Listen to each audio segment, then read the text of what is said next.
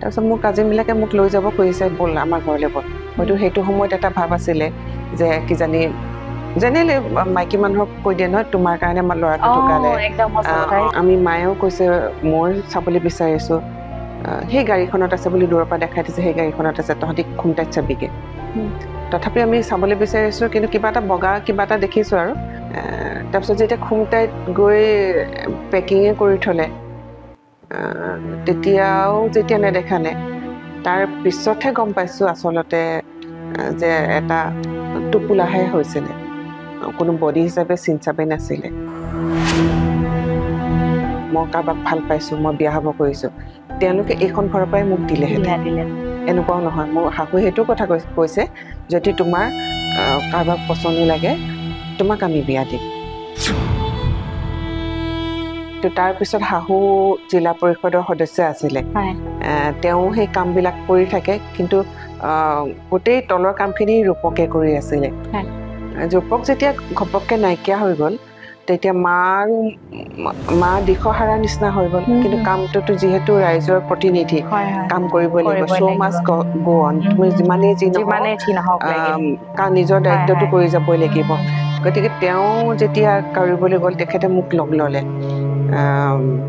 আমি দুয়োগৰাকীয়ে একেলগে কৰোঁ আৰু তেখেতৰ লগত লাগি থাকোঁতে বাকী ৰাজনীতিক কথাবিলাকো শিকা হ'ল আৰু আগ্ৰহটো তেতিয়া বাঢ়ি গ'ল সেই সময়ত মই বয়সটো যথেষ্ট কম আছিলে আৰু ৰাজনীতিত মানে মহিলা আৰু বয়সটো কম হ'লে বহুত ক্ষেত্ৰত অলপমান দিগদাৰ হয় তাতে মই এতিয়া শব্দটো মই ক'বলৈ ভাল নাপাওঁ বিধৱা বৰ্তমানৰ যিগৰাকী মুখ্যমন্ত্ৰী হিমন্ত বিশ্ব শৰ্মা ডাঙৰীয়া তেখেতৰ লগত আমি কংগ্ৰেছত থকাৰ সময়ৰ পৰাই তেখেতৰ লগত ভাল সম্পৰ্ক তেখেতে মোক জিলা পৰিষদ উঠাৰ পৰাই তেখেতে সহায় সহযোগ কৰি আহিছে নিৰ্বাচনত সহায় কৰিছে কেম্পেইন কৰিবলৈ গৈছে গতিকে তেখেত যেতিয়া মুখ্যমন্ত্ৰী হৈছে যিটো দলৰে নহওক মই সেইটো ব্যক্তিগত সম্পৰ্কটোৰ কাৰণে তেখেতক মই শুভেচ্ছা এটা জনাবলৈ আহিলোঁ আৰু সেই শুভেচ্ছা জনাই এখন ফটো তুলিলেও তেওঁৰ লগত সেইখন মই ফেচবুকত দিলোঁ আৰু সেইটোৱে মানে কংগ্ৰেছৰ মানুহখিনিৰ কাৰণে মোৰ বিৰুদ্ধে এটা ডাঙৰ অস্ত্ৰ হ'ল যে তেওঁ বিজেপিলৈ যাব যিটো আমাৰ সংস্কাৰ যিটো আমাৰ সভ্যতা সেই সভ্যতা আমাৰ বিজেপি দলটোত অটুট আছে আৰু বিশেষকৈ অনুশাসনটো ইয়াত খুবেই শক্তিশালী তেওঁলোকে যোগ্যজনক টিকেটটো দিয়ে গতিকে মই যে বিচাৰিলেই টিকেটটো পাম সেইটো নহয় আৰু যদি মই নিবিচাৰোঁ হয়তো তেওঁলোকে যদি যোগ্য বুলি ভাবে তেতিয়াহ'লে হয়তো দিব গতিকে ইয়াত টিকেটৰ কথাটো ভাবি কোনো কামবিলাক নকৰে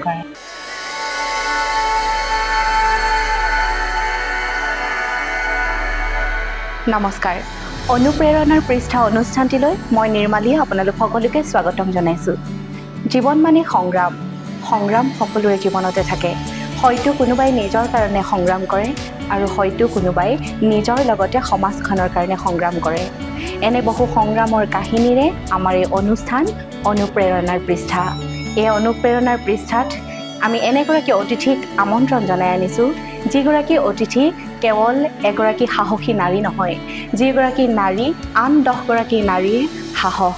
অনুপ্ৰেৰণা তথা আদৰ্শ গতিকে আহকচোন পলম নকৰি আমি তেখেতৰ সৈতে কথা পাতোঁ আজি আমাৰ অনুপ্ৰেৰণা পৃষ্ঠাৰ বিশিষ্ট অতিথি সন্মানীয় শ্ৰদ্ধাৰ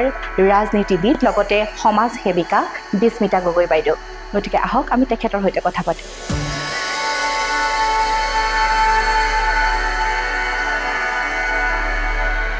আজি আমাৰ অনুষ্ঠানৰ অতিথি আপোনালোকক চিনাকি কৰাই দিয়াৰ আচলতে প্ৰয়োজনে নাই এখন চিনাকি মুখ আমাৰ অতিকৈ শ্ৰদ্ধাৰ বিস্মিতা গগৈ বাইদেউ নমস্কাৰ স্বাগতম জনাইছোঁ আপোনাক ধন্যবাদ ভালে আছে আপুনি আছোঁ আচলতে হাজাৰ ব্যস্ততাৰ মাজতো আপুনি ইমানখিনি ধুনীয়া সময় দিছে তাৰ কাৰণে বহুত বহুত ধন্যবাদ তোমালোকৰ কাৰণে সময় উলিয়াবই লাগিব আচলতে বৰ্তমান যি সময় সেই সময়ত আমি সকলোৱে ব্যস্ত থাকোঁ কিন্তু সেই হাজাৰ ব্যস্ততাৰ মাজত যি আপোনাৰ আন্তৰিকতাৰে দিয়া মাতষাৰ সেই মাতষাৰে আচলতে আমাক উৎসাহিত কৰে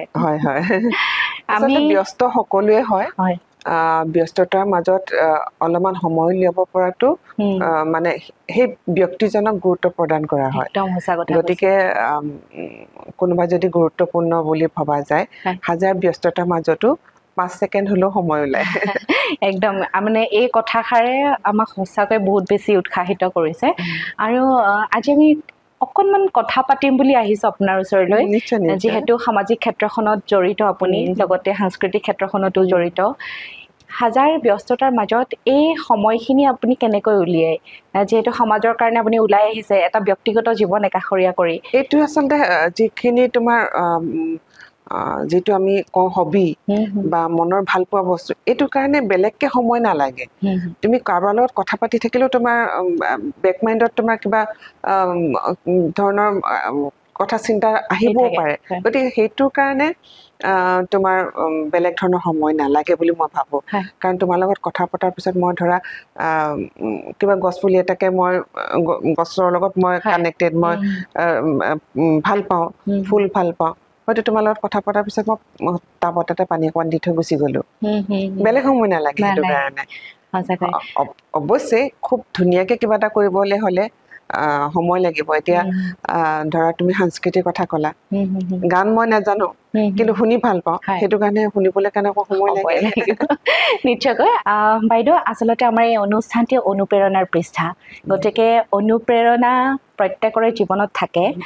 মই আপোনাৰ ৰাজনীতি জীৱনটোলৈ যোৱাৰ আগতে আপোনাৰ অকনমান আৰৰ কাহিনী জানিব বিচাৰিম ব্যক্তিগত জীৱনৰ আমাৰ দৰ্শকসকলেও জানিব বিচাৰিব আপুনি মৰাণত জন্ম গতিকে সেই সময়ৰ শৈশৱ কৈশোৰৰ অবিহনে আচলতে আমাৰ জীৱনটো আধৰুৱা অকনমান যদি শৈশৱ আৰু কৈশোৰৰ কথা কয় আপুনি প্ৰথমতে কওঁ তোমালোকৰ যিটো অনুষ্ঠানৰ নাম সঁচাকৈ খুব সুন্দৰ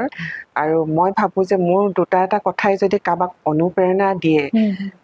খুবেই ভাল লাগিব আৰু হয় শৈশৱ কৈশোৰ মানুহৰ জীৱনৰ আটাইতকৈ মৰম লগা সময় আটাইতকৈ সেইখিনি সময় গুৰুত্বপূৰ্ণ হয় সেইটো সময়ত ভাবিছিলো যে পঢ়া ইমান ডাঙৰ ডাঙৰ কামবিলাক আছে কেতিয়ানো শেষ হ'ব কিন্তু শেষ নহয় সবৰে চিন্তা থাকে যে আমাৰ পঢ়াখিনি কেতিয়া হ'ব একদম মানে সেইটো বহুত ডাঙৰ কথা আছে যেতিয়া দাদাহঁতে ডাঙৰ ডাঙৰ কিতাপবিলাক পঢ়ে সেইবিলাক আকৌ পঢ়িব লাগিব আমিও পঢ়িব লাগিব কেতিয়ানো শেষ কৰিম সেইটো ভাৱ আছিলে কিন্তু আটাইতকৈ মানে টেনচন ফ্ৰী সময়খিনি সেইখিনি অকল মানে আনন্দ ফূৰ্তি কৰা অৱশ্যে শাসনটো আছে যিটো শাসন মানে ক'বলৈ গ'লে সেইটো মোৰ খুবেই বেয়া লাগিছিলে মাহঁতে যদি কিবা এটা মনে বিচৰা কাম এটা যদি নকৰিবি বুলি কৈ দিয়ে অফক'ৰ্চ সেইটো অলপমান লাগে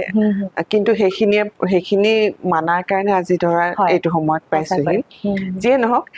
সেইটো সময়ত মৰাণত যিহেতু একেবাৰে মৰাণ সৰু জেগা সেই হিচাপত যিমানখিনি সা সুবিধা পাব লাগে সেই সা সুবিধাখিনি নাছিলে কিন্তু তৎসত্বেও মা দেউতাৰ আমাৰ ক'ব লাগিব আমাৰ দেউতা সাংস্কৃতিক দিশটোৰ প্ৰতি যথেষ্ট জড়িত মানে আগ্ৰহো তেখেতৰ পিছে মাৰো আছে তেওঁলোকে চেষ্টা কৰিছিলে যে ল'ৰা ছোৱালীকেইটা সকলো দিশতে আগবাঢ়ি যাওক চিত্ৰাংকনতো যাওক গান বাজনাও শিকক নাচো শিকক সত্ৰীয়া শিকক তাৰ মাজতে সেইখিনি সুবিধা দিবলৈ যিমান পাৰি তেওঁলোকে চেষ্টা কৰিছিলে ল'ব নোৱাৰিলেও সেইটো আমাৰ দুখ কিন্তু তেওঁলোকৰ ফালৰ পৰা চেষ্টা কৰিছিলে আৰু তাত থাকোঁতে আমাৰ শৈশৱৰ যিবিলাক খেল ধেমালি মাটিৰ বালিৰ লগত খেলা আমাৰ কিনা বস্তু তেনেকুৱা খুব নাছিলে আমি নিজেই পুতলা সজাই লওঁ দৰা কইনা বনাই লওঁ সেই তেনেকুৱা মাটিৰ লগত জড়িত খেল ধেমালিবিলাক কৰি আহি আমি যেতিয়া ডাঙৰ হৈছোঁ সেইটোৰ লগত আৰু আজিৰ শৈশৱৰ ল'ৰা ছোৱালীবিলাকৰ যিটো শৈশৱ বহুত পাৰ্থক্য আছে আৰু সেইকাৰণে ভাবো যে খুব আমি সুন্দৰ শৈশৱ এটা পাৰ কৰিছিলোঁ একদম সঁচা কথা আচলতে মই এইখিনিতে ক'ব বিচাৰো এই শাসন শব্দটো আপুনি ক'লে শাসন আছিলে কাৰণে চাগে সেই সময়খিনি আমি খুব ভালদৰে পাৰ কৰি আহি বৰ্তমান প্ৰতিটো খোজ দিয়াৰ আগতে আচলতে আমি চাগে ভাবি চিন্তি খোজ দিওঁ যে আমি এইটো কাম কৰিম নকৰিম গতিকে আপোনাৰ দৃষ্টিত কি কয় সেই সময়খিনিত শাসন আছিল বৰ্তমান সময়ৰ নৱপ্ৰজন্ম কিন্তু সেই সময়ৰ আমি যিসকল নৱপ্ৰজন্ম আছিল বৰ্তমান সময়ৰ নৱপ্ৰজন্মৰ মানসিকতাৰ লগত আকাশ পাতাল পাৰ্থক্য এই ক্ষেত্ৰত কি ক'ব বৰ্তমান নৱপ্ৰজন্মৰ কেনেকুৱা হৈছে আগতে ঘৰখন মা দেউতাৰ হিচাপত চলে কিন্তু আজিকালি ঘৰখন ল'ৰা ছোৱালীৰ মতে চলে সেয়া বয়সৰ লগত কথা নাই যদি ল'ৰা বাচ্চাটো 3 বছৰো হৈছে 4 বছৰ হৈছে মাটো ফুটিছে তেওঁ যদি বাচ্চাটোৱে কয় যে মোক এইটো লাগিব তেতিয়াহ'লে ঘৰখন তেনেকৈ চলিব কিন্তু আমাৰ দিনত মা দেউতাৰ কথা মতে এইটো পাবি নহ'লে নাই যি দিব আমি সেইটোতে সন্তুষ্ট আছিলোঁ গতিকে তেনেধৰণে অনুশাসনবিলাকো আমি মানিবলৈ বাধ্য আছিলোঁ আমাৰ ঘৰখনত আমাৰ 5টা ল'ৰা ছোৱালী মই আটাইতকৈ সৰু গতিকে পৰিয়ালটো যথেষ্ট ডাঙৰ মৰমো বেছিকৈ পাইছোঁ চাগে মৰমটো মই বেছিকৈ পাইছিলোঁ মই তেওঁলোকৰ লগত অকণমান বয়সৰ গেপটো আছিলে হ'লেও আমাৰ ল'ৰা ছোৱালীকেইটাৰ উপৰিও দেউতাৰ নিজৰ ভায়েক সম্পৰ্কীয় ভায়েকহঁত মাৰ ভনীয়েকহঁত মানে তেওঁলোকক আনি তেওঁলোকক পঢ়োৱা মেলা কৰা সেইবিলাক তেনেকুৱা এটা ডাঙৰ পৰিৱেশ আছিলে যিটো ধৰা আজিকালি নাই আজিকালি চব নিউক্লিয়াৰ ফেমিলি ভায়েক ককায়েকৰ কথা কোনেও চিন্তা নকৰে গতিকে সেইটো সময়ত মানে এইবিলাকৰ মাজত সকলোৰে অনুশাসনত আমি ডাঙৰ হৈছিলোঁ গতিকে এইটো নাপায় শব্দবিলাক মিনিংবিলাক নাজানিছিলোঁ নাপায় শব্দ কিন্তু এইটো নাপায় মানে নাপায় নিশ্চয়কৈ এইখিনিতে মই জানিব খুজিম আপোনাৰ সেই শৈশৱ কৈশোৰ পাৰ কৰাৰ পিছত আপুনি আপোনাৰ শিক্ষা জীৱন আপোনাৰ ডিব্ৰুগড় ইউনিভাৰ্চিটি আছিল আচলতে কৃষ্ণচূড়াৰ দেশ বুলি কয় আৰু সকলোৰে বাবে মানে আবেগ ডিব্ৰুগড় ইউনিভাৰ্চিটি কেনেকৈ আৰম্ভ কৰিছিল ডিব্ৰুগড় ইউনিভাৰ্চিটিৰ সেই যাত্ৰা আৰু সেই সময়ত আপুনি ৰাজনীতি পথাৰখনত নামাৰ কথা ভাবিছিল নেকি যেতিয়া আপুনি ডিব্ৰুগড় ইউনিভাৰ্চিটিত পঢ়ি আছিল নাই তেতিয়া মই ৰাজনীতিৰ কথা কেতিয়াও ভবা নাই ডিব্ৰুগড় ইউনিভাৰ্চিটি সেইটো সময়তো একেবাৰে ইউনিভাৰ্চিটি বুলি ক'লে গুৱাহাটী ইউনিভাৰ্চিটি আৰু ডিব্ৰুগড় আপুনি সমাজতত্ত্ব বিভাগৰ হয় সমাজতত্ত্বত মই অধ্যয়ন কৰিছিলোঁ তেতিয়া মানে জাষ্ট পঢ়িব লাগে পঢ়ি কিবা এটা সংস্থাপন হ'ব লাগে আৰু সমান্তৰালকৈ মই লও পঢ়ি আছিলোঁ ডিব্ৰুগড় ইউনিভাৰ্চিটিতে ডিব্ৰুগড় ইউনিভাৰ্চিটিৰ অধীনত ইউনিভাৰ্চিটিত নহয় অধীনত পঢ়ি আছিলোঁ RKB ল কলেজত পঢ়িছিলোঁ গতিকে সেইটো সময়ত মানে যদি চাকৰি নাপাওঁ তেতিয়াহ'লে প্ৰেক্টিচ কৰিম কাৰণ আটাইতকৈ মানে সুবিধাজনক বস্তুটো হ'ল ল পঢ়া যেতিয়া তেতিয়া যাব পাৰি পঢ়িলে হ'ল সেই তেনেকুৱা ধৰণে পঢ়িছিলোঁ সমান্তৰালকৈ কৰি আছিলোঁ সেইটো সময়ত কেতিয়াও ভবা নাই অৱশ্যে ল পঢ়ি থাকোঁতে লটো একদম নিৰস আছিলে আমি বন্ধু বান্ধৱবিলাকক ফূৰ্তি কৰি ভাল পাওঁ অকণমান ক্ৰিয়েটিভ আছিলোঁ গতিকে সেই সময়ত আমি অকণমান ৰস অনাৰ কাৰণে বিভিন্ন অনুষ্ঠান অনুষ্ঠিত কৰিছোঁ ল ইউনিভাৰ্চিটি নহয় ল কলেজত আমি নিজে কেতিয়াবা সাংস্কৃতিক অনুষ্ঠান কৰিছিলোঁ কুইজ কম্পিটিশ্যন কৰিছিলোঁ যাতে গোটেই জিলাখনৰ পৰা কুইজিং কৰা ল'ৰা ছোৱালীবিলাকক উলিয়াই নিব পাৰোঁ গতিকে কিন্তু সময়টো 3 বছৰহে আৰু তেতিয়া গতিকে 3 বছৰৰ ভিতৰত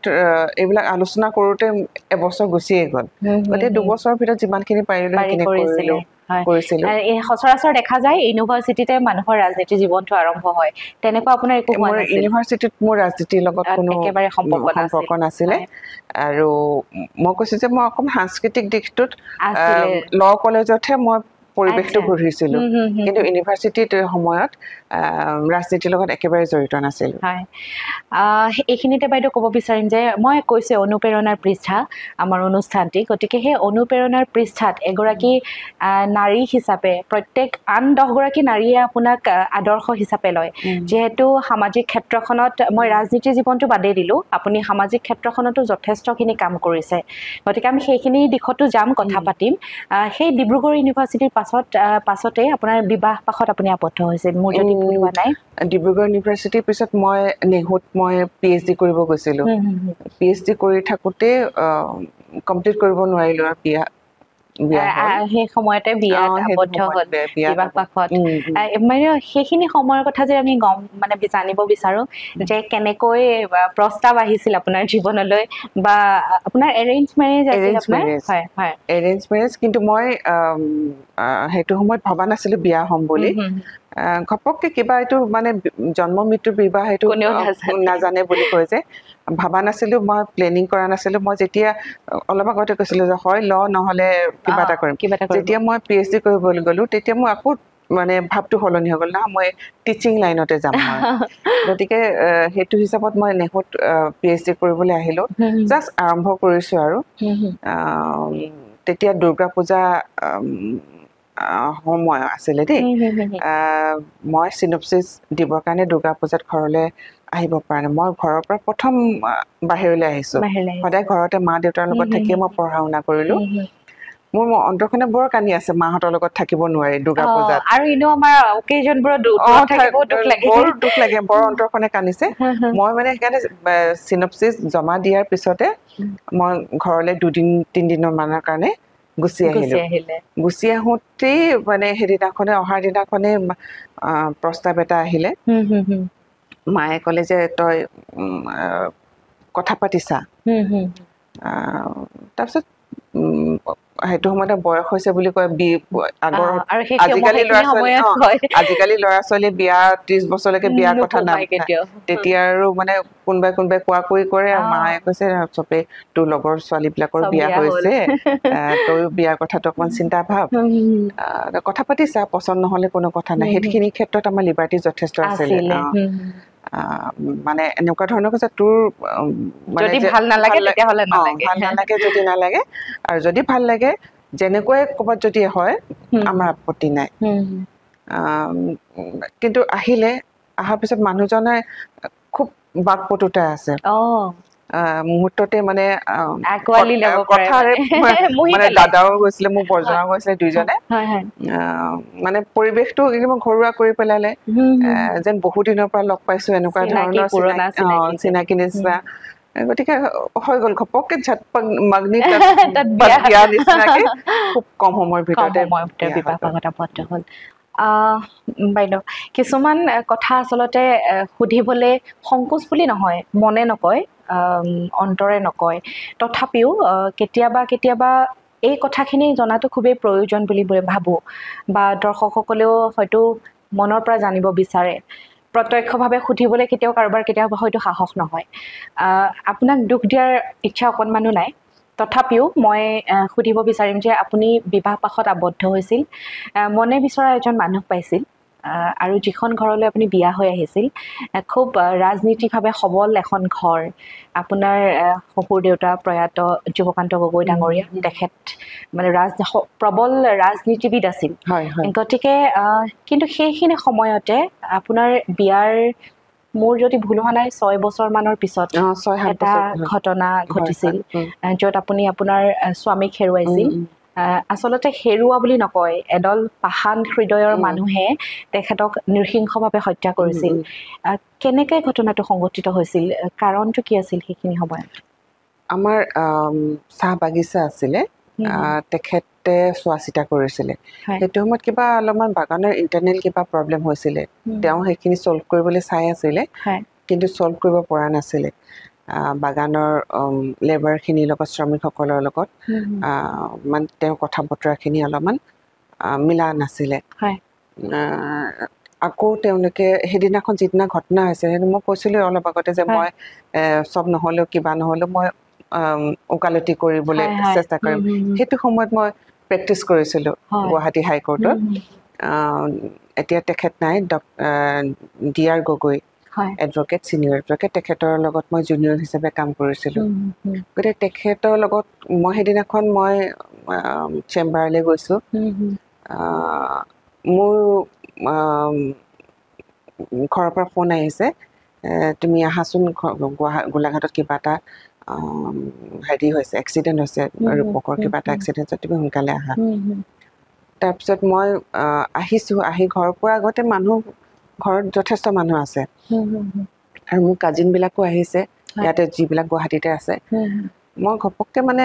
অলপমান মানে আচৰিতো হৈছোঁ এক্সিডেণ্টটো হৈছে ইমান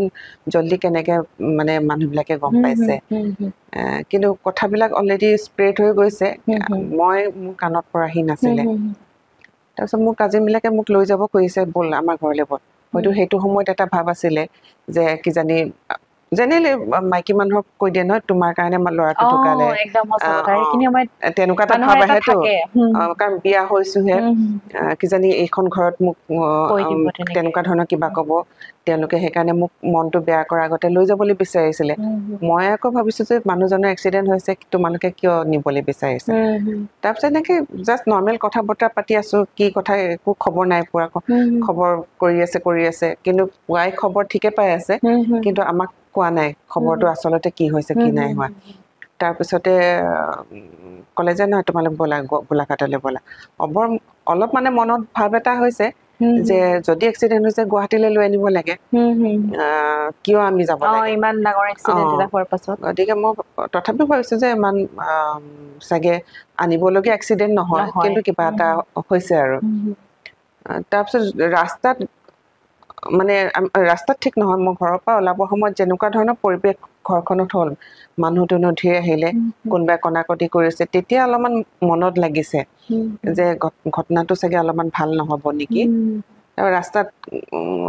গৈ থাকোঁতে অলপকৈ গম পাই গৈ আছোঁ আৰু মানে কথাখিনি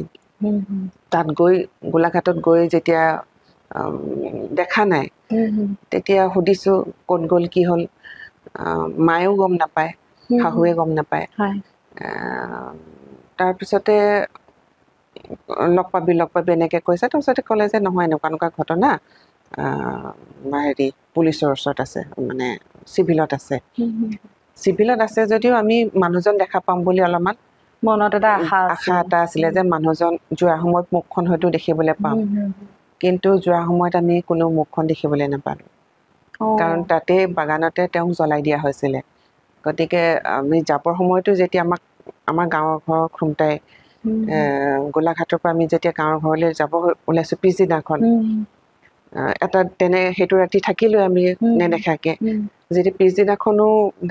যাবলৈ ওলাইছোঁ আমি তেতিয়া আমি মায়েও কৈছে মই চাবলৈ বিচাৰিছোঁ সেই গাড়ীখনত আছে বুলি দূৰৰ পৰা দেখাই দিছে সেই গাড়ীখনত আছে তহঁতি খুমটাইত চাবিগৈ তথাপি আমি চাবলৈ বিচাৰিছোঁ কিন্তু কিবা এটা বগা কিবা এটা দেখিছোঁ আৰু কৈছে যে তহঁতি খুমটাইত চাবিগৈ ঠিক আছে গ'লোঁ আৰু তথাপি খুমটাইত দেখিবলৈ পাম বুলি ভাবিছোঁ এনেকুৱা ধৰণৰ ৰূপ এটা হৈ গৈছে বুলি সপোনতো ভবা নাই তাৰপিছত যেতিয়া খুমটাইত গৈ পেকিঙে কৰি থ'লে তেতিয়াও যেতিয়া নেদেখালে তাৰ পিছতহে গম পাইছোঁ আচলতে যে এটা টোপোলাহে হৈছিলে কোনো বডি হিচাপে চিন চাপে নাছিলে সঁচাকৈ আচলতে মানে সেই ঘটনাটোৱে সমগ্ৰ অসম জোকাৰি গৈছিল হয় এইটো ভাবিলেই অকণমান ভয় লগা কথা বুকু কঁপি উঠে এতিয়াও চাগে মানে আৰু সেই ঘটনা পাহৰা কেতিয়াও সম্ভৱ নহয় সেইটো এটা জীৱনৰ এটুকুৰা কেঁচা ঘাঁহ হৈ আপোনাৰ মাজত সদায় থাকিব কিন্তু আটাইতকৈ আচৰিত কথা যিখন অসমত আমি সদায় সমালোচনা কৰোঁ যে আমি নিজৰ অধিকাৰৰ কথা আলোচনা কৰোঁ সমালোচনা কৰোঁ বা বিজ্ঞজনে আলোচনা কৰে সেই সময়ত কিন্তু আপোনাৰ স্বামীৰ সেই ঘটনাটোৱে আজিও ন্যায় নাপালে এই ক্ষেত্ৰত কি ক'ব আপুনি ন্যায় নাই পোৱা বুলি মই নকওঁ যিসকলে ঘটনাটো ঘটাইছিলে কাৰণ তেওঁলোক ইমান জনা শুনা মানুহ নহয় অশিক্ষিত মানুহ পঢ়া শুনা মানুহ নহয় আৰু কোনোবাই ইনষ্টিগেট কৰিছে বুলি কৈছে যদি সেইটো প্ৰুফ নহ'লে যিসকলে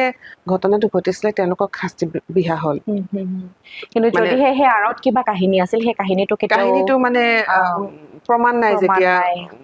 গতিকে সেইটো কিন্তু আচৰিত কথা নহয় জানো সেই ঘটনাটো হৈ গ'ল কিন্তু আজিও আমাৰ সমাজত কিন্তু এনেকুৱা ধৰণৰ ঘটনাবোৰ হৈ আছে মানে সহ্য কৰা শক্তিটো মানুহৰ কমি গৈছে এটা সৰু 50 টকাৰ কাৰণে মানুহক জীৱনটো লৈ ল'বলৈ মানুহে এক মিনিটো নাভাবে সঁচাকৈ আচলতে এই ঘটনাটোৱে আজিও আপোনাক জোকাৰি তোলে আৰু কিন্তু সেই ঘটনাটোৰ পিছত আপোনাৰ স্বামীৰ ঘৰখনত আপোনাৰ প্ৰতি ব্যৱহাৰ বা আপোনাৰ সেই ৰাজনীতিৰ জীৱনলৈ যি যাত্ৰা কেনেকৈ আৰম্ভ হৈছিল সেইটো মই অলপ আগতে ক'লোঁ যে যিটো সময়ত মোৰ কাজিনবিলাকে ভাবিছিলে যে লৈ যাব বিচাৰিছিলে ব'ল আমাৰ ঘৰলৈকে ব'ল যিটো দুখ সাধাৰণতে বোৱাৰীজনীক দিয়া হয় যে কুলক্ষণী ছোৱালী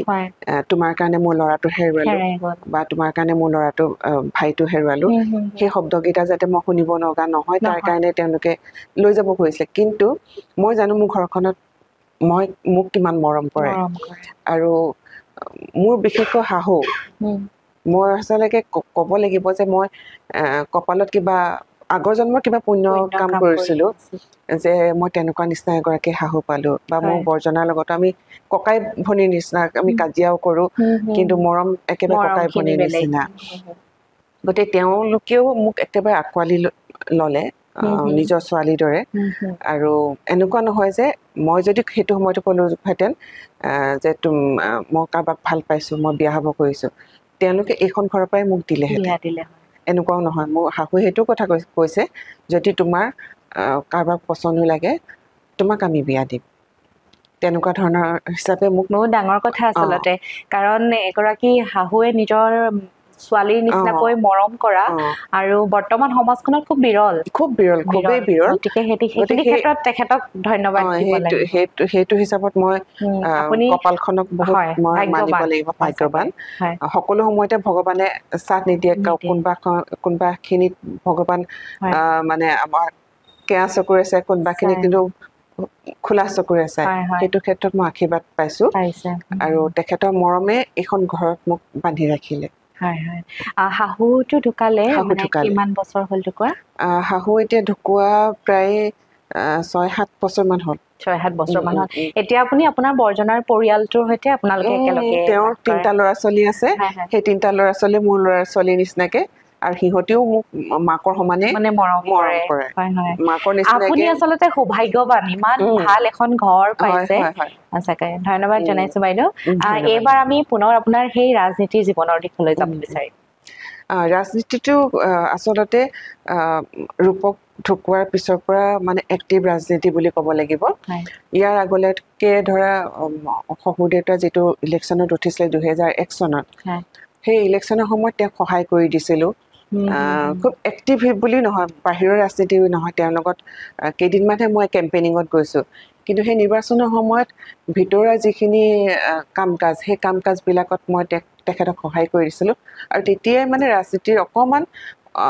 কেনেকৈ ৰাজনীতি কৰে সেইবিলাক তেখেতৰ পৰা শিকিছিল আৰম্ভণি প্ৰপাৰ ৰাজনীতিটো আৰম্ভণি আৰু কিন্তু তাৰপিছত শাহু জিলা পৰিষদৰ সদস্য আছিলে তেওঁ সেই কামবিলাক কৰি থাকে কিন্তু গোটেই তলৰ কামখিনি ৰূপকে কৰি আছিলে ৰূপক যেতিয়া ঘপককৈ নাইকিয়া হৈ গ'ল তেতিয়া মা দিশহাৰা নিচিনা হৈ গ'ল কিন্তু কামটোতো যিহেতু ৰাইজৰ প্ৰতিনিধি কাম কৰিবই লাগিব শ্ব' মাষ্ট গো অন তুমি যিমানেই যি নহওক নিজৰ দায়িত্বটো কৰি যাবই লাগিব গতিকে তেওঁ যেতিয়া কৰিবলৈ গ'ল তেখেতে মোক লগ ল'লে আমি দুয়োগৰাকীয়ে একেলগে কৰোঁ আৰু তেখেতৰ লগত লাগি থাকোঁতে বাকী ৰাজনীতি কথাবিলাকো শিকা হ'ল আৰু আগ্ৰহটো তেতিয়া বাঢ়ি গ'ল তেখেতক সহায় কৰি থাকোঁতে আৰু তেখেত নিৰ্বাচনতো উঠিছিলে বাই ইলেকশ্যনত সেইটো সময়তো সম্পূৰ্ণৰূপে সেইটো নহয় বাই ইলেকশ্যন নহয় তেতিয়া ফুল ফ্লেজেড ইলেকশ্যনটোৱে আছিলে 2006 চনৰ ইলেকশ্যনটো সেইটো ইলেকশ্যনত সম্পূৰ্ণৰূপে মই দায়িত্ব লৈ কাম কৰিব লগা হৈছিলে তাৰপিছত মই নিজে জিলা পৰিষদৰ মেম্বাৰ হিচাপে প্ৰতিনিধিত্ব কৰিছোঁ নিজে ইলেকশ্যনত নামিছোঁ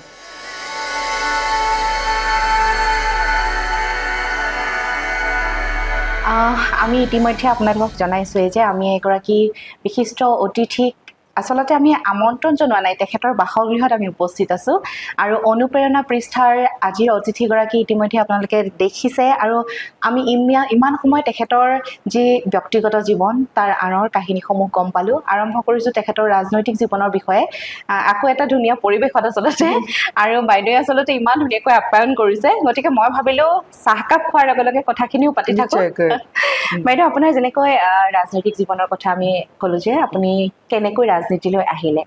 সেয়া আপোনাৰ আৰম্ভণি আপোনাৰ শাহুমাৰ যোগেদি আপুনি সক্ৰিয়ভাৱে ৰাজনীতিত জড়িত হ'ল যিহেতু আপোনাৰ স্বামী দেৱতাৰ ঘৰখন শহুৰ দেউতাৰ ঘৰখন সমাজৰ লগত জড়িত আৰু সক্ৰিয়ভাৱে ৰাজনীতিত জড়িত আছিল গতিকে আপোনাৰ চাগৈ বেছি প্ৰত্যাহ্বানৰ প্ৰয়োজন নাছিল যে যেনেকৈ এগৰাকী বা এজন ব্যক্তিয়ে ৰাজনীতি পথাৰখনত নামিবৰ বাবে যথেষ্টখিনি কষ্ট কৰিব লগা হয় বহুত কষ্ট কৰিব লগা হৈছিলে যিহেতু মোৰ শহুৰ দেউতা 2001 চনতে ঢুকাইছে 2002 চনত ঢুকাইছে 1 চনত তেওঁ জিকিছিলে গতিকে 2 চনৰ পৰা মই 11 চনত মানে বিধায়িকা হিচাপে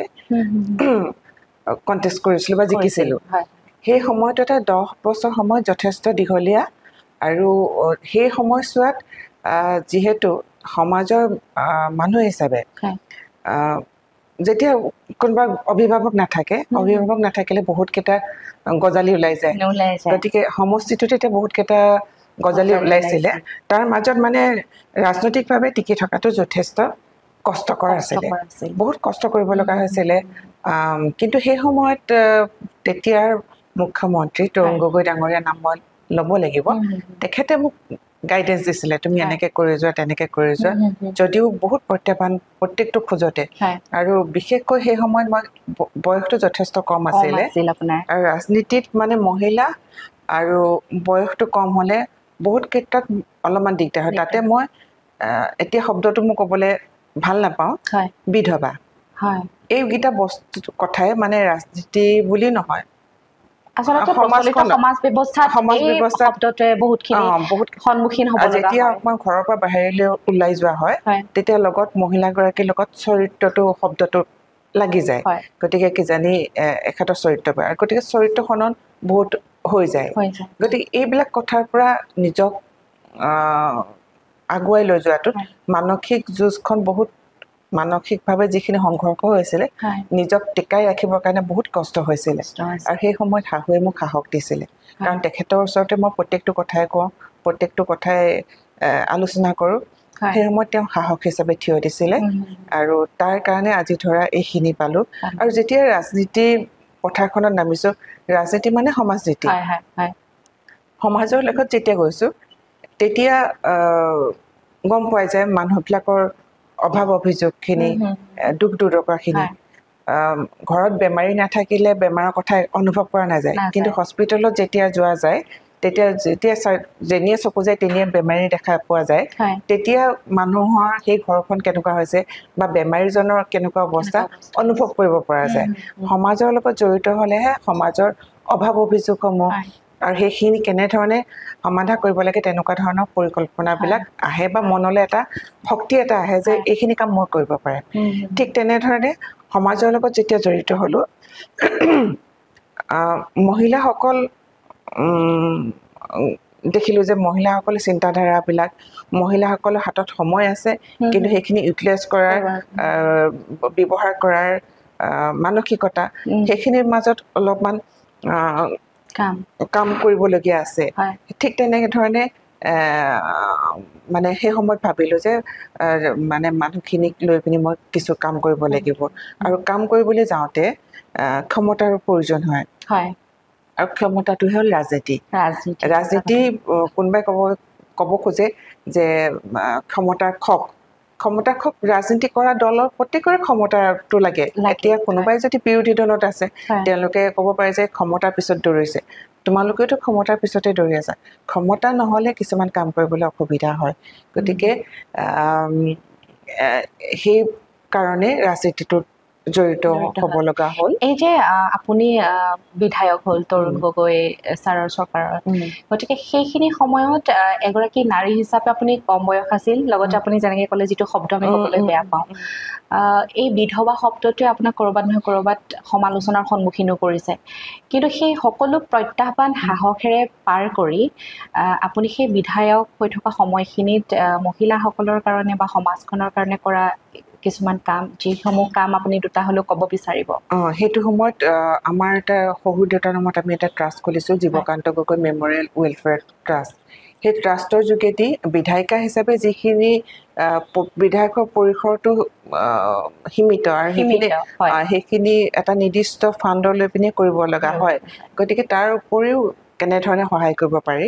সেই বিষয়ে আমি মই চেষ্টা কৰিছিলোঁ আৰু এই ট্ৰাষ্টৰ যোগেদি আমি মহিলাসকলক সহায় কৰিবলৈ যত্ন কৰিছিলোঁ তেওঁলোকক হাতৰ কাম হওক তেওঁলোকে নিজৰ অৰ্থ উপাৰ্জন কৰিবৰ কাৰণে যিবিলাক হস্তকলা সেই হস্তকলা কাৰণ আমাৰ অসমীয়া সমাজখন আমাৰ ব্যৱস্থাটো আমাৰ গাঁৱৰ লৈ পিনে গোটেইখিনি আমাৰ সমাজ ব্যৱস্থা গতিকে গাঁৱৰ মানুহখিনিক যদি আমি আপলিফ্ট কৰিব নোৱাৰো নিজৰ ভিতৰত সোমাই থকা বিদ্যাখিনি যদি মুকলি কৰি তুলিব নোৱাৰো অকমান মানে আধুনিকতাৰ পৰহতি তেতিয়াহ'লে আমি আগুৱাব নোৱাৰিম গতিকে নিজৰ ভিতৰত সোমাই থকা কলাটোকে অকমান আধুনিকতাৰ পৰহতি আমি তেওঁলোকক শিকাই বুজাই নিজৰ ভৰিত যাতে অৰ্থনৈতিকভাৱে সবল হ'ব পাৰে তাৰ কাৰণে চেষ্টা কৰি আছো বৰ্তমানো চলি আছে সেই কামখিনি যিহেতু মই ৰাজনীতিৰ লগত বেছিকৈ জড়িত হৈ থকাৰ কাৰণে সক্ৰিয়ভাৱে কিন্তু মোৰ তেওঁ একদম সম্পূৰ্ণৰূপে সময় দিয়ে তেওঁ পুৰা ওতঃপ্ৰোতভাৱে এতিয়া সেই যিটো ট্ৰাষ্ট আছিলে ট্ৰাষ্টৰ পৰা এটা কোঅপাৰেটিভ ছ'চাইটিও হ'ল Jibakanta Gogoi memorial cooperative society মোৰ যায় এতিয়া সেই কোঅপাৰেটিভ ছ'চাইটিটো তেখেতৰ নামটো ৰিপা গগৈ তেখেতে যথেষ্ট কষ্ট কৰে মহিলাসকলৰ কাৰণে বহুতখিনি তেওঁ বস্তু দিয়া মেলা মানে অকল ট্ৰেইনিংটো দিয়েই নহয় তেওঁলোকক অৰ্থনৈতিকভাৱেও সহায় কৰা হয় আৰু লগতে যিখিনি আনুষংগিক বস্তু হস্তকলাটোৰ লগত জড়িত সেইখিনি বস্তু মানুহগৰাকীক দিয়া হয় যাতে তেওঁ কোনো অসুবিধা আমাৰ এতিয়া হস্তকলাৰ লগত জড়িত হ'লে তাঁতশালখনে সেই আধুনিকতা হিচাপে কেনেধৰণে আমি আমাৰ গাঁৱৰ মানুহবিলাকে মাটিশালতে বৈ থাকে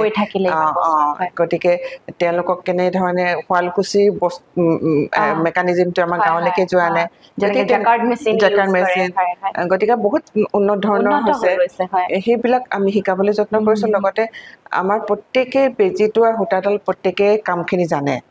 ৰিপু মাৰিবলৈ চবেই জানে তাকে যদি অকণমান ডিজাইন কৰি পিনি যদি ৰুমাল এখনত ৰুমাল কৰি দিয়ে তাৰ লগত কিবা আৰু এড কৰি দিয়ে টেবুল মেট এখনে হওক ঘৰত বহিয়ে পইচাকেইটা আহি থাকে গতিকে সেইটো ক্ষেত্ৰতো কাম কৰি থকা হৈছে এইখিনিতে জানিব বিচাৰিম যিহেতু আপুনি উল্লেখ কৰিলে যে আপোনাৰ জীৱনৰ অন্যতম এগৰাকী ৰাজনীতিক ক্ষেত্ৰখনত তৰুণ গগৈ ছাৰৰ নাম আপুনি লৈছে কংগ্ৰেছৰ দিনত আপুনি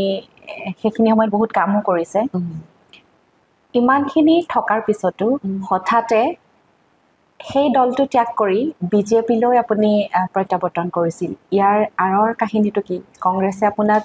কি নিদিলে যাৰ প্ৰত্যাৱৰ্তন নহয় মই কংগ্ৰেছৰ পৰা জড়িত হৈছো মই বিজেপিৰ লগত এইটো মানে খন্তেকীয়া সিদ্ধান্ত নহয় মই বহুত দিনৰ পৰা সেই দলটো যিটো দলে মোক আগুৱাই লৈ গৈছিলে ৰাজনৈতিকভাৱে সেই দলটো তৰুণ গগৈ ছাৰ থকালৈকে যথেষ্টখিনি কাম কৰিবলৈ সুবিধা দিছিলে তেওঁ গাইড কৰিছিলে আৰু আমাৰ ভিতৰত প্ৰত্যেক মানুহৰ ভিতৰত কিবা কাম কৰাৰ কিবা টেলেণ্ট থাকে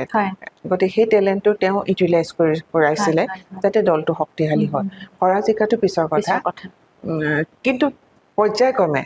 তেখেত হোৱাৰ পিছত পৰ্যায়ক্ৰমে যিসকল নেতৃত্বই দলটো চলালে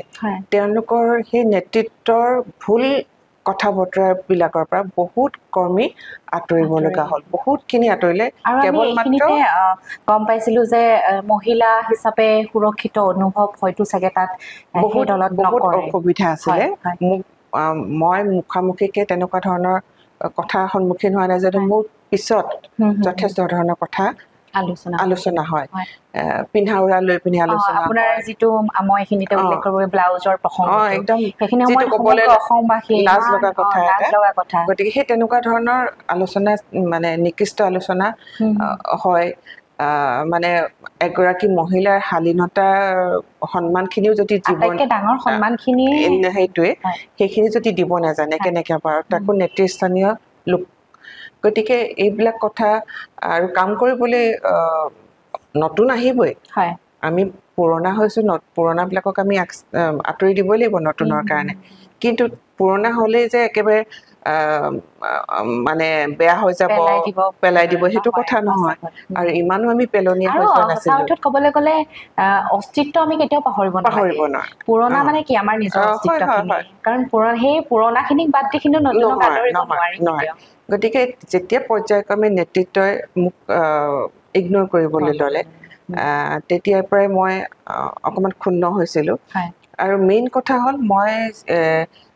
বৰ্তমানৰ যিগৰাকী মুখ্যমন্ত্ৰী হিমন্ত বিশ্ব শৰ্মা ডাঙৰীয়া তেখেতৰ লগত আমি কংগ্ৰেছত থকাৰ সময়ৰ পৰা তেখেতৰ লগত ভাল সম্পৰ্ক তেখেতে মোক জিলা পৰিষদ উঠাৰ পৰাই তেখেতে সহায় সহযোগ কৰি আহিছে নিৰ্বাচনত সহায় কৰিছে কেম্পেইন কৰিবলৈ গৈছে গতিকে তেখেত যেতিয়া মুখ্যমন্ত্ৰী হৈছে যিটো দলৰে নহওক মই সেইটো ব্যক্তিগত সম্পৰ্কটোৰ কাৰণে তেখেতক মই শুভেচ্ছা এটা জনাবলৈ আহিলোঁ আৰু সেই শুভেচ্ছা জনাই এখন ফটো তুলিলেও তেওঁৰ লগত সেইখন মই ফেচবুকত দিলোঁ আৰু সেইটোৱে মানে কংগ্ৰেছৰ মানুহখিনিৰ কাৰণে মোৰ বিৰুদ্ধে এটা ডাঙৰ অস্ত্ৰ হ'ল যে তেওঁ বিজেপিলৈ যাব মানে হিমন্ত বিশ্ব শৰ্মাৰ একেবাৰে ভবা নাই কাৰণ এইটো ব্যক্তিগত সম্পৰ্কটো বেলেগ আৰু ৰাজনৈতিক সম্পৰ্কটো বেলেগ গতিকে সেইটো দুটা বস্তু মিক্স কেতিয়াও একদম বেলেগ বস্তু হয়তো কাৰোবাৰ ব্যক্তিত্বই আপোনাৰ অপজিট পাৰ্চন যিটো পাৰ্টি সেইটো ব্যক্তিত্বই হয়তো আপোনাক আকৃষ্ট কৰিব পাৰে যেতিয়া মই কংগ্ৰেছত আছিলোঁ তেতিয়া অটল বিহাৰী বাজপেয়ীকো মই খুব মানিছিলে হয় কাৰণ তেখেতৰ পাৰ্চনেলিটি সঁচাকে মানে তেখেতৰ ভাষণ শুনিবলৈ আগতে সৰুৰ পৰাই টিভিৰ আগত ৰখি থাকোঁ কিমানখিনি ধুনীয়াকৈ ভাষণ গতিকে এইটো ব্যক্তিত্ব লৈ পিনি কথা কোনো ৰাজনীতিৰ ভাৱাদৰ্শৰ কথা নহয় কিন্তু যেতিয়া তেওঁলোকে মোক ইগন'ৰ কৰিবলৈ ল'লে লাহে লাহে মোক আঁতৰাই পঠিয়ালে আচলতে আঁতৰাই পঠিয়াই আচলতে ক'বলৈ গ'লে গুৰুমাৰী গংগাত পেলালে গুৰুমাৰী গংগাত পেলাইছে আৰু তেওঁলোকক সেইটো কাৰণে মই ধন্যবাদেই জনাইছোঁ যদি গুৰুটো নামাৰিলেহেঁতেন তেতিয়াহ'লে হয়তো মোৰ সিদ্ধান্ত বেলেগ হৈ থাকিলেহেঁতেন এইখিনিতে বাইদেউ ক'ব বিচাৰিম এটি আমাৰ মতে হয়তো চাগে অপপ্ৰচাৰ আপোনাৰ মতে কি নাজানো আপোনাৰ বিৰোধী দল কংগ্ৰেছ তেখেতসকলে কৈছে যে বৰ্তমান বিস্মিতা গগৈ বিজেপিত একো কাম নাই তেওঁ এতিয়া গুৰুত্বহীন এনেদৰে তেওঁলোকে অপপ্ৰচাৰ চলোৱা দেখা গৈছে এই ক্ষেত্ৰত কি ক'ব আপুনি এই ক্ষেত্ৰত মই মানে এটাই কথা ক'ম বিজেপি দলত নোসোমোৱালৈকে মই বিজেপি দলটোৰ ভিতৰ চৰাটো গম পোৱা নাছিলোঁ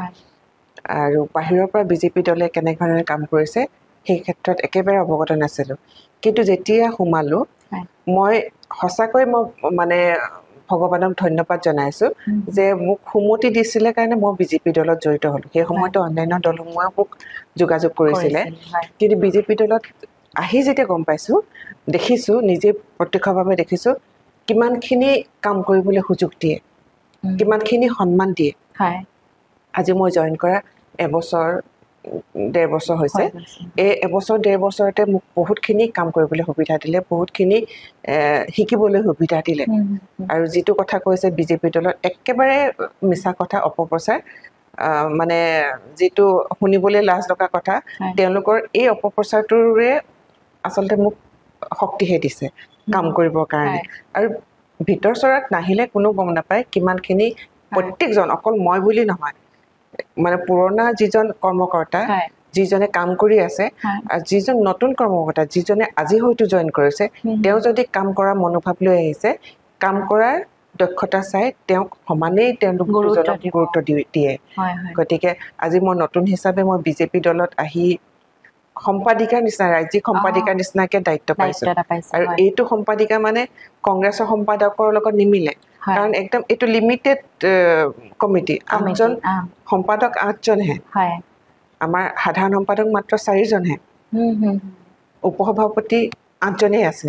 গতিকে এই সীমিত মানুহৰ ভিতৰত অসমৰ পৰা সন্মান এটা গুৰু দায়িত্ব যথেষ্ট গুৰু দায়িত্ব আৰু কংগ্ৰেছততো 250-300 কমিটি 250-300জনীয়া কমিটি হয় সেই 250-300জনীয়াৰ মাজত সম্পাদকৰ নামটো মনত নাথাকে নিজৰ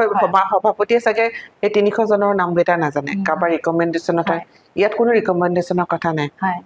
আৰু এইখিনিতে দেখা যায় যে বিজেপিৰ যি উচ্চবৰ্গৰ দলীয় কৰ্মী তেখেতসকলে সেই সমানেই কিন্তু তেওঁলোকক গুৰুত্ব দিয়ে একদম আৰু প্ৰতিটো ক্ষেত্ৰতে উৎসাহিত কৰে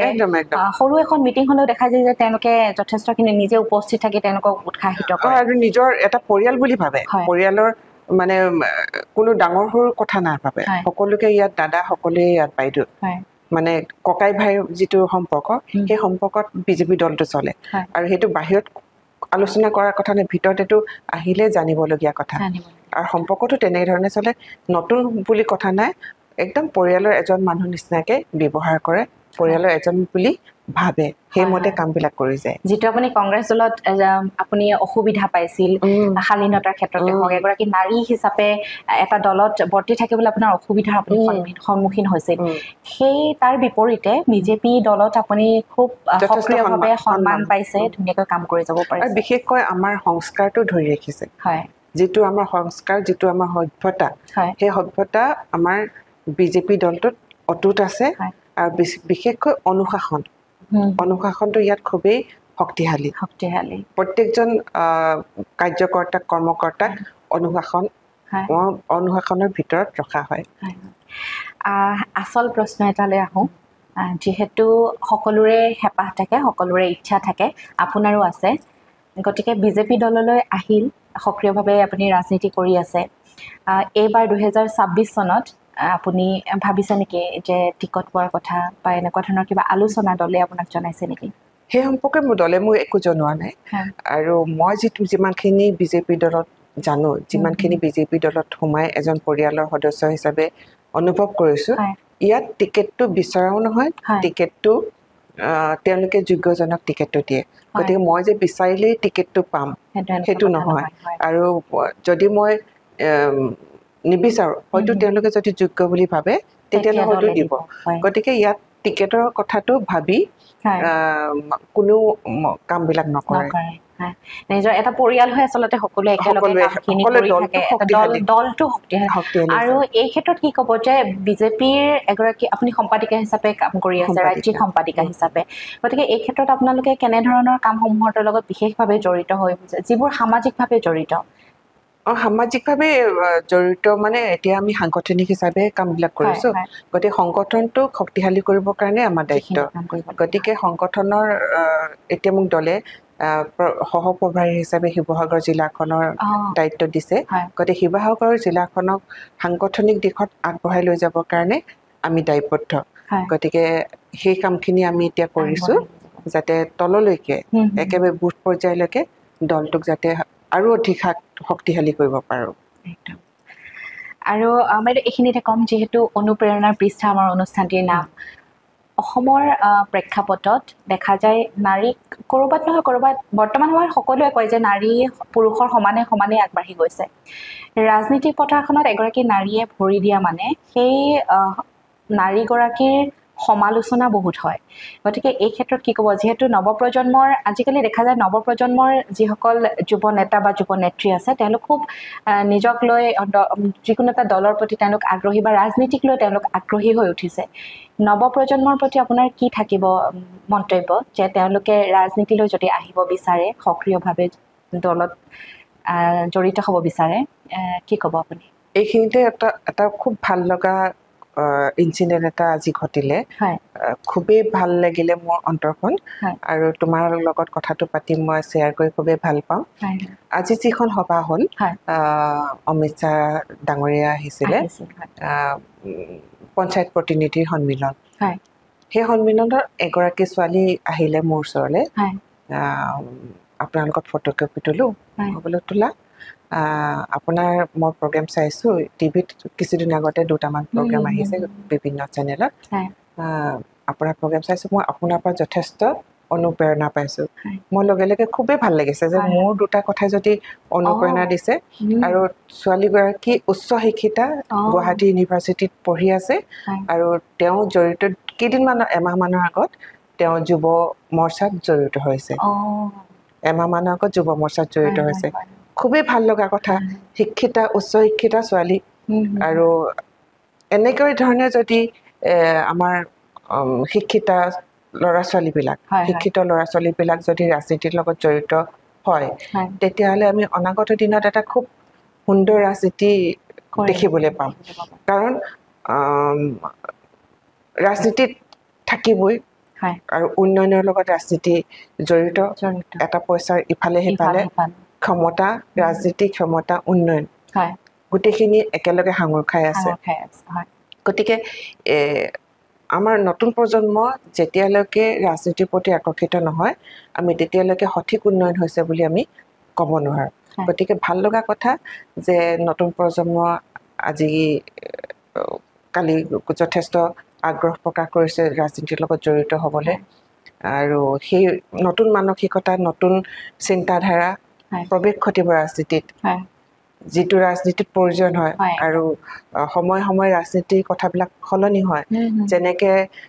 আমি 2011 চনত আমাৰ ৰাজনীতিৰ কথা বতৰা পৰিৱেশ বেলেগ আছিলে আজিৰ পৰিৱেশ বেলেগ আজি সম্পূৰ্ণ ছ'চিয়েল মিডিয়াই ৰাজনীতিটো চলায় আৰু হয়তো আৰু 5 বছৰ পিছত বেলেগ ধৰণৰ কিবা ব্যৱস্থা কাৰণ এয়াই আহি গৈছে এয়াই সঁচা মিছা একো ধৰিব নোৱাৰা মোৰ নিচিনা মানুহে যদি তুমি মোক বনাই লৈ কৰি দিব পাৰা গতিকে বহুত মানে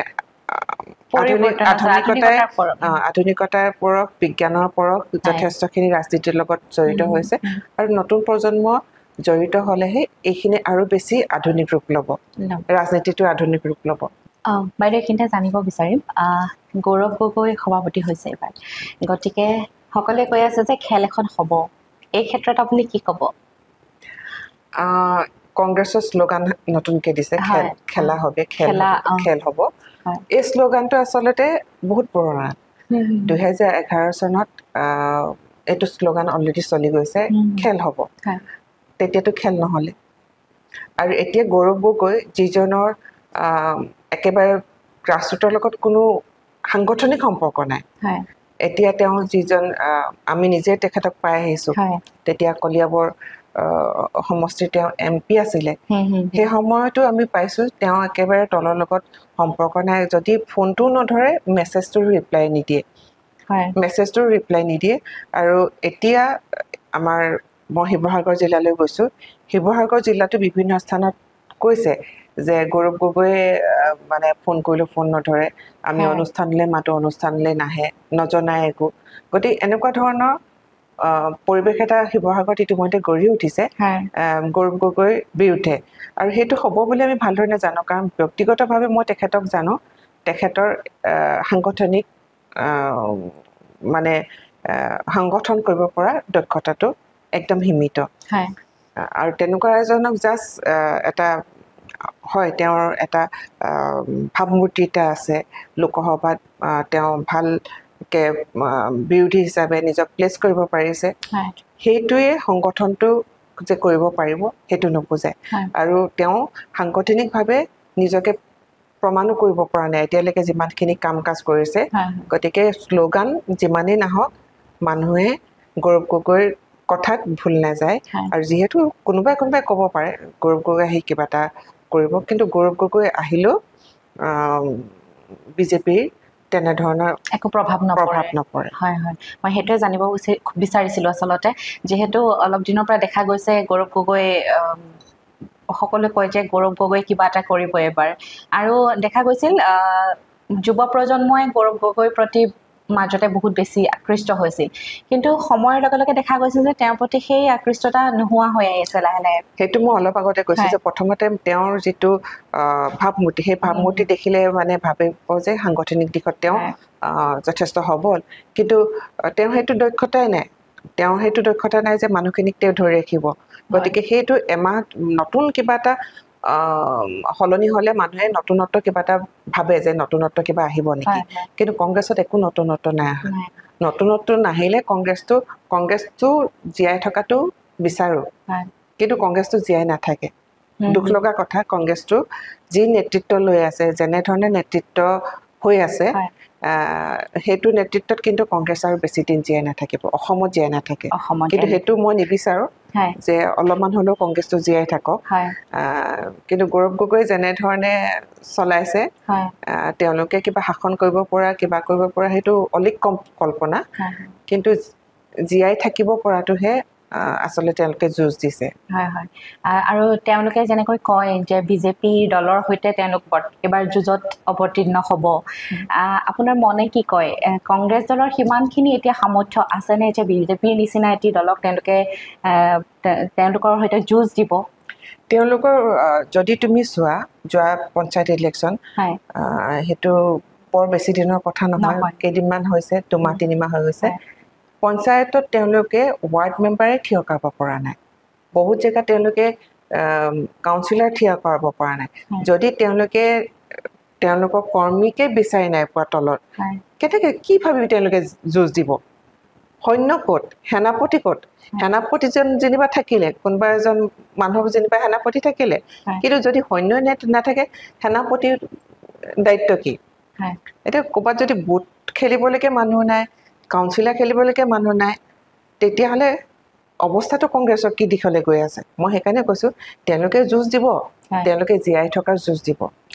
যুঁজখন হ'ব বুলি যিটো কৈছে তেওঁলোকে জীয়াই থকাৰ যুঁজ অস্তিত্ব ৰক্ষাৰ যুঁজ এইটো বিজেপিৰ লগত কোনো যুঁজৰ ক্ষেত্ৰলৈ নাহে এইখিনিতে মই আপোনাক সুধিব বিচাৰিম যেহেতু সকলোৱে আশা লৈ আহে মই যিহেতু আপুনি অলপ আগত ক'লে যে দলীয় নেত্ৰী হিচাপে আপুনি কৰ্মৰত কেতিয়াও টিকট আশা কৰি থকা নাই যোগ্য বুলি যদি ভাবে বিজেপি দলে তেখেতক যোগ্য নিৰ্বাচন কৰি টিকট দিব যদি ভৱিষ্যতে আপুনি টিকট নাপায় এই বছৰে হওক বা অহা বছৰেও সদায় বিজেপি কৰ্মী হিচাপে কাম কৰি থাকিব নিশ্চয় কাম কৰিবলৈ যদি দায়িত্ব দিয়ে কাম কৰিবলৈ যদি ভাবে আৰু মই যদি নিজৰ কামৰ দক্ষতাটো দেখাই থাকিব পাৰোঁ কাৰণ কামৰ দক্ষতা দেখাই থাকিলেহে বিজেপিয়ে গুৰুত্ব দিয়ে যদি কাম নকৰে তেতিয়াহ'লে নহ'ব যদি মই সেইখিনি গুৰুত্ব সহকাৰে মই নিজৰ যিখিনি মোৰ ওপৰত দায়িত্বভাৰ থাকে সেইখিনি যদি মই গুৰুত্ব সহকাৰে কৰি যাওঁ নিশ্চয়কৈ মই কৰি যাব আৰু টিকেটৰ কথাটো ক'লে টিকেটটো লৈ ৰাজনীতিটো কৰা নাই কাৰণ মই কংগ্ৰেছত থাকোঁতেওতো হাৰিছোঁ টিকেটৰ অংক বুলি নহয় এতিয়া মই যদি তাত থাকিলেহেঁতেন মই টিকেট পালোঁহেঁতেন কোনো কথাই নাই তাত কিন্তু টিকেটৰ কথা লৈ পিনি নহয় কাম কৰিব লাগে সমাজৰ লগত জড়িত আছোঁ সমাজৰ লগত থাকিব লাগিব আৰু বিশেষকৈ সমাজৰ লগত ইমান দিনে থাকি সমাজৰ লগত নিজকে একাত্ম কৰিছোঁ জীয়াই থাকিবলৈ এটা অনুপ্ৰেৰণা পাওঁ যাতে যিকেইটা দিন জীয়াই আছোঁ থাকিম বুলি ভাবিছোঁ সেইকেইটা দিন যাতে মানুহৰ মাজত মানুহৰ সৈতে মানুহক কিছু দি যাব পাৰোঁ কাম কৰি যাব পাৰোঁ অকণমান যদি জীৱন ধাৰণৰ প্ৰণালীটোৰ বিষয়ে যদি মানুহক আগবঢ়াব পাৰোঁ তাৰ সেইটোৱে জীৱন সাৰ্থক হ'ব গতিকে সেইখিনি কৰিব পাৰিলে কৰি থাকিব পাৰিলে নিজৰ জীৱনটো অৰ্থপূৰ্ণ বুলি ভাবিম এইখিনিতে বাইদেউ সুধিব বিচাৰিম বৰ্তমান অসমৰ মুখ্যমন্ত্ৰী আচলতে সঁচা অৰ্থত ক'বলৈ গ'লে অসমৰ জনপ্ৰিয় মুখ্যমন্ত্ৰী সৰ্বকালৰ জনপ্ৰিয় আৰু এতিয়া মানে ইণ্ডিয়াটোতে তেখেতক ভাৰতৰ ভিতৰতে নাম্বাৰ ওৱান হিচাপে চিফ মিনিষ্টাৰ হিচাপে ঘোষণা কৰিছে গতিকে তেখেতৰ কি কৰ্মৰাজি আপোনাক বেছিকৈ আকৰ্ষিত কৰে তেখেতৰ যিটো কৰ্মস্পৃহা সময়ৰ প্ৰতি যিটো তেওঁ সময়ত প্ৰতি লক্ষ্য ৰাখি যিবিলাক কাম কৰে সেইটো মোৰ যথেষ্ট তেখেতৰ কাম কৰাৰ পদ্ধতিটোক মোক আকৰ্ষিত কৰে কাৰণ তেখেতে নিজৰ ব্যক্তিগত আমেজ কি বস্তু ব্যক্তিগত জীৱন কি বস্তু হয়তো সেইবিলাকক আওকাণ কৰি সমাজখনৰ কাৰণে যিটো দায়িত্বভাৰ ল'লে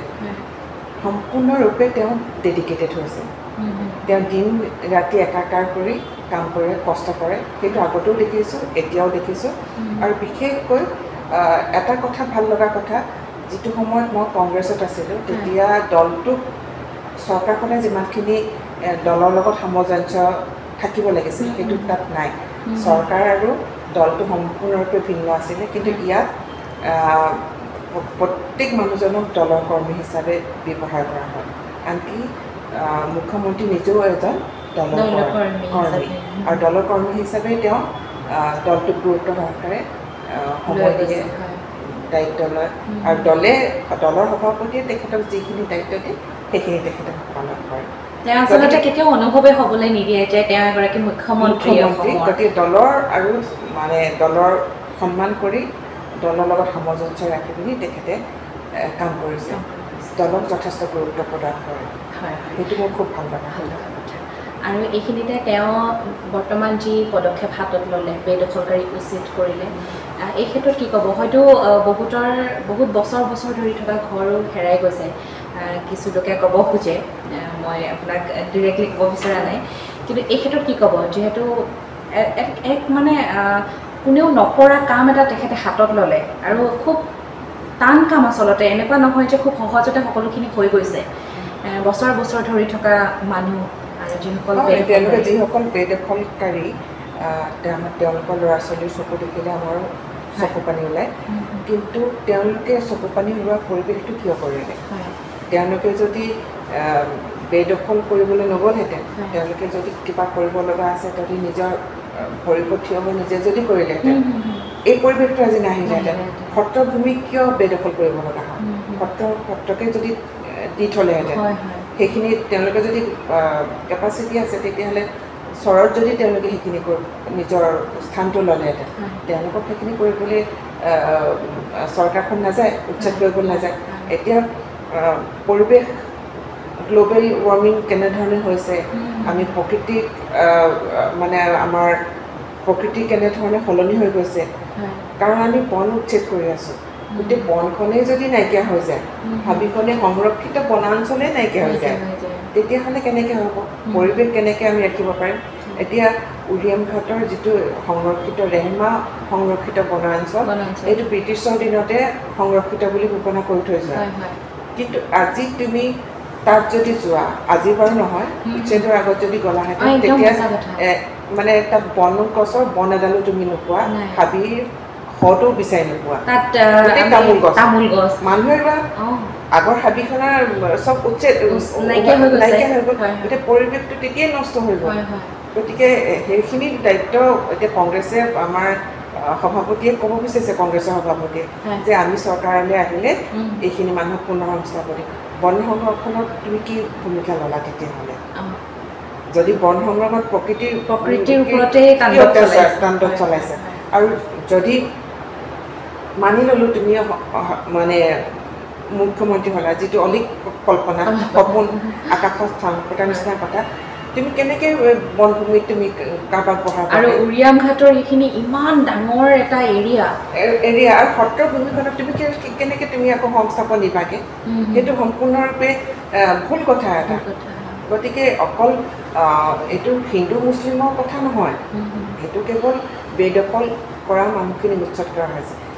যদি সেই বেদখল কৰা মানুহখিনি এটা ধৰ্মৰ হয় সেইটোতো চৰকাৰ ক'বলগীয়া একো নাই তাক হিন্দু মানুহে যিসকলে যদি দখল কৰিছে তেওঁলোকো উচ্ছেদিত হৈছে কিন্তু সংখ্যাটো কোনোবা এটা বিশেষ ধৰ্মৰ বা বিশেষ সম্প্ৰদায়ৰ মানুহৰ সংখ্যাটো বেছি গতিকে সেইখিনি উচ্ছেদ কৰাৰ কাৰণে আচলতে অসমৰ ৰাইজে আমাৰ হিমন্ত বিশ্ব শৰ্মা ডাঙৰীয়াক ধন্যবাদ দিছে আৰু গৌৰৱো আচলতে দিব লাগিছিলে যদি তেওঁ ভৱিষ্যত প্ৰজন্মৰ কাৰণে চিন্তা কৰা মানুহ কেৱল অকল ৰাজনীতিৰ অংকতে যদি বোকাদলীয়া খেলাটো কৰি নাথাকে যদি প্ৰকৃততে তেওঁ উঠি অহা প্ৰজন্মক ভাল পায় তেওঁলোকৰ ভৱিষ্যতটো সুৰক্ষিত কৰিব বিচাৰে তেতিয়াহ'লে তেওঁ আমাৰ মাননীয় মুখ্যমন্ত্ৰী হিমন্ত বিশ্ব শৰ্মাই যিটো পদক্ষেপ লৈছে সেইটোক আচলতে আন্তৰিকতাৰে সমৰ্থন কৰিব লাগে